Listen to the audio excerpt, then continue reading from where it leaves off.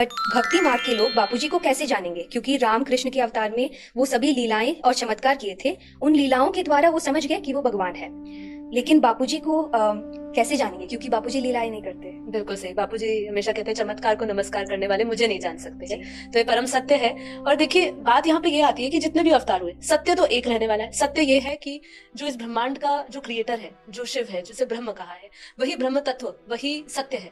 अगर आप उसको जानते हो, ये जितने भी अवतार हुए, चाहे 28 अवतार हुए, चाहे 24 अवतार विष्णु के हुए, चाहे शिव के 28 अवतार हुए, जितने भी अवतार समय समय पर हुए हैं, ये केवल अवतार है। सत्य ये है कि कहाँ कब किस टाइमलाइंस में अलग अलग समय पे अलग अलग युग पे किसी पर्पस से आए गए हैं। ये अपना पर्पस करके चले गए हैं। इन्होंने लीलाएं करी, इन्होंने बताया कि अपनी शक्तियां दिखाई कि वो उस जो पर ब्रह्म परमेश्वर है, जो परमात्मा है, जो इस ब्रह्मांड का मालिक है, पूर्ण ब्रह्म का वो अवतार अलग अलग, कोई अंश अवतार हुए, कोई पूर्ण अवतार हुआ, वो आए और लेकिन वो चले गए। लेकिन सत्य क्या रहने वाला है कि क्रिएटर एक ही है। तो इसलिए आप सबको लीलाओं में ना फंसते हुए, जैसे बापूजी को तो कोई इसलिए नहीं जान सका कि जब भी ज्ञान दाता होता है ना, वो साधारण ही रूप में आता है। जब कृष्ण थे, उन्होंने अपनी लीलाएं दिखाई, तब लोगों ने जाना कि वो कोई विशेष है, वो परमात्मा का अंश है या परमात्मा का रूप है, ये उन्होंने जाना। लेकिन आज जिस कलयुग में हम जी रहे हैं, इस कलयुग में कभी भी भगवान ऐसे आपको लीलाएं दिखा के नहीं आएगा।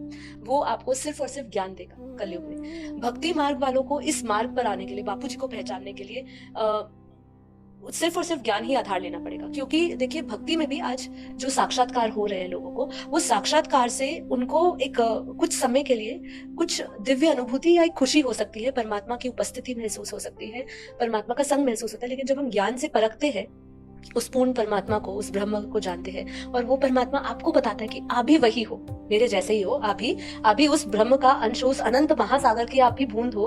तो जब वो ये सब परिचय आपको ज्ञान से मिलता है ना, तब आपको साक्षात्कार का आधार नहीं लेना पड़ता। आप निरंतर हर एक अवस्था में उनके दिव्य रूप को देखते हो।